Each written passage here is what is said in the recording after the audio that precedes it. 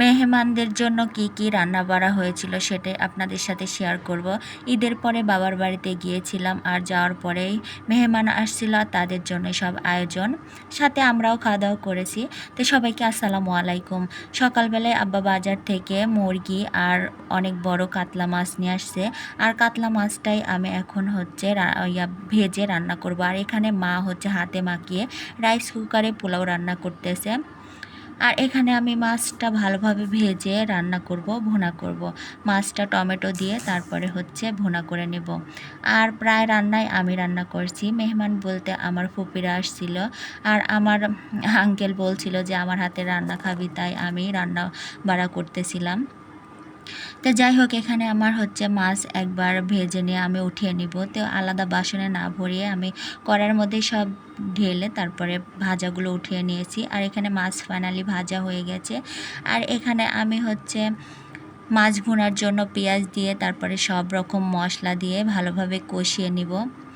আর মশলা যত ভালো কষানো হবে রান্নার টেস্টটা কিন্তু তত বেশি মজা হবে। মশলাটা কষানো হয়ে গেলে এখানে আমি টমেটো দিয়ে ভালোভাবে কষিয়ে নিব। এখানে কষানো হয়ে গেলে ঝোল দিয়ে আমি মাছটা দিয়ে দিব। আর একদম মাছ রান্নাটা কিন্তু মনে হয়েছে যেন মাংস রান্না করেছি। আর এখানে হচ্ছে খাসির মাংস রান্না করে রাখছিল আগেই ডিপ ফ্রিজে, পরে বের করে জাল করা হয়েছে। আর এখানে হচ্ছে পোলাওটা মা বেড়ে নিচ্ছে বলে। তারপরে বেড়ে নেওয়ার পরে আমি এখানে বেরেস্তা দিয়ে দিচ্ছি ছিটিয়ে, কারণ বেরেস্তাটা দিলে বেশি সুন্দর দেখা যায়। আর এদিকে হচ্ছে মুরগির রোস্ট মাখিয়ে নিয়েছি আমি, এই যে ভেজেও নিয়েছি একে একে সবগুলো। তারপরে রোস্টটা রান্না করব।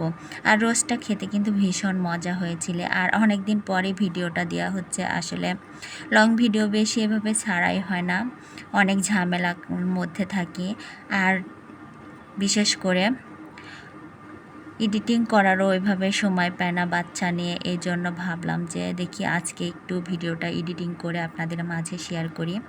আর এখানে হচ্ছে রোস্টটা, এই যে, আর রোস্টার কালার যে এত সুন্দর আসছিল কি বলবো। এখানে আমি কাঁচামরিচ দিয়ে দিচ্ছি, কাঁচামরিচ দিয়ে তারপরে ঢাকনা দিয়ে ঢেকে দিব।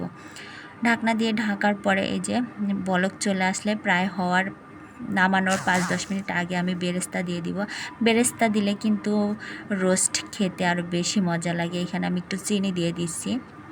চিনি না দিলে কি আর রোস্ট হয় বলেন তো, তাই চিনিও দিয়ে দিলাম। সব কিছু দিয়ে এখন এই যে আমার কিন্তু ফাইনালি রোস্ট রান্নাটা হয়ে গেছে। আমি নামিয়ে নিব চুলা থেকে।